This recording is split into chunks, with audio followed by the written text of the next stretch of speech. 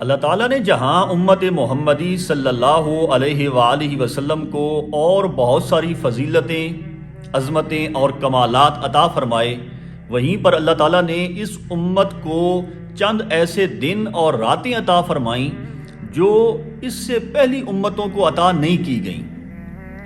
شب معراج، شب برات، شب قدر، ایسی بہت ساری راتیں ہیں کہ جن راتوں کو اللہ تعالیٰ نے بڑی فضیلتیں عطا فرمائی ہیں۔ تو اب یہ فضیلتوں والی راتیں ہیں تو ان راتوں میں کیے جانے والے عمل بھی دیگر راتوں کی نسبت زیادہ فضیلت والے ہوں گے اور ان کی قبولیت کے چانس جو ہیں وہ زیادہ ہو جاتے ہیں۔ شب معراج میں جہاں آپ ذکر مصطفیٰ کی محفل سجائیں، اللہ اور اس کے حبیب کے ذکر کی محفل، دیگر نوافل پڑھیں اور بہت ساری عبادات کریں، وہاں پہ 3 عمل ضرور کریں۔ یہ وہ 3 خاص عمل ہیں کہ جو بزرگان دین سے منقول ہیں اور مجرب شدہ عمل ہیں، بزرگوں نے تجربہ کیا ہے اور پھر اس کے بعد انہوں نے اس امت تک یہ پہنچائے ہیں کہ یہ عمل اس رات میں ضرور کریں۔ ان 3 خاص جو اعمال ہیں ان میں سے پہلا عمل ہے کہ ایک تسبیح آپ پوری پڑھیں، یعنی 100 مرتبہ حسبنا اللہ ونعم الوکیل۔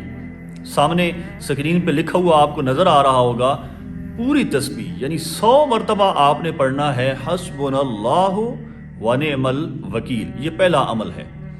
دوسرا عمل آپ نے کرنا ہے، آیت کریمہ مشہور آیت ہے، لا الہ الا انت سبحانک انی کنت من الظالمین، 41 مرتبہ آپ نے شب معراج میں یہ آیت کریمہ پڑھنی ہے۔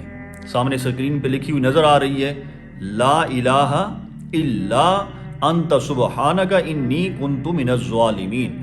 یہ وہ آیت کریمہ ہے کہ جب حضرت یونس علیہ السلام مچھلی کے پیٹ میں تھے تو اس وقت آپ نے رب ذوالجلال کی بارگاہ میں دعا مانگی، باری تعالیٰ اس میری مشکل کو ٹال دے، دور کر دے۔ تو اس وقت رب ذوالجلال نے آپ کو نجات عطا فرمائی۔ اور ایک شخص سنن ترمذی شریف کی حدیث مبارکہ ہے، آقا علیہ الصلوۃ والسلام کی بارگاہ میں آیا، یا رسول اللہ یہ جو دعا ہے لا الہ الا انت سبحانک انی کنت من الظالمین، حضرت یونس کے ساتھ خاص ہے یا عام مومنین کے لیے بھی ہے؟ تو آقا علیہ الصلوۃ والسلام نے فرمایا، کیا تو نے قرآن پاک نہیں پڑھا، سنا نہیں؟ وَكَذَلِكَ نُنْجِي الْمُؤْمِنِينَ، کہ ہم اسی کے ساتھ ایمان والوں کو نجات عطا فرماتے ہیں۔ فرمایا کہ یہ حضرت یونس نہیں بلکہ جو بھی بندہ اپنے نیک مقصد کے لیے اس دعا کو پڑھے گا، اللہ اس کی برکت سے اس کو اس مقصد میں کامیابی عطا فرمائے گا۔ تیسرا اور آخری عمل ہے، 21 مرتبہ آپ نے سورہ اخلاص پڑھنی ہے۔ 21 مرتبہ سورہ اخلاص، قل هو اللہ احد، اس کو سورہ توحید بھی کہا جاتا ہے۔ یہ وہ واحد سورت ہے جو پوری کی پوری اللہ تبارک و تعالیٰ کی وحدانیت کا اعلان کر رہی ہے اور بڑی فضیلت کی حامل ہے۔ آقا علیہ الصلوۃ والسلام کی بارگاہ میں ایک شخص آیا، یا رسول اللہ میں سورہ اخلاص سے محبت کرتا ہوں۔ تو میرے کریم نبی نے فرمایا کہ سورہ اخلاص سے محبت کرنا تمہیں جنت میں داخل کر دے گا۔ تو یہ خاص 3 عمل ہیں۔ شب معراج آ رہی ہے، آپ شب معراج کو خواب غفلت میں نہ گزاریں۔